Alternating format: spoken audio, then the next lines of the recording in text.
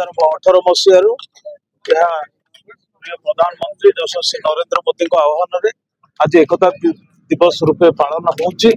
এই जो एकता दिवस होची जेतेबेले भारत स्वाधीन होला स्वाधीन पर भारतर प्रथम उप प्रधानमंत्री सरदार वल्लभ भाई पटेल होते गृह मंत्री तांको समय रे भारत रे 565 राज्य को से एकत्रित करथिले। तांको नेतृत्व रे भारतर एकता सृष्टि होइतिला।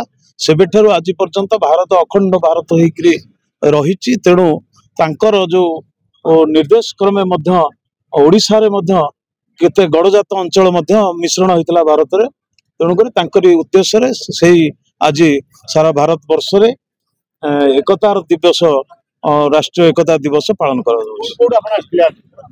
आज आमे नियाली कॉलेज ठारू आरंभ होइतिला ए पदयात्रा आज एठार संपूर्ण होइछि।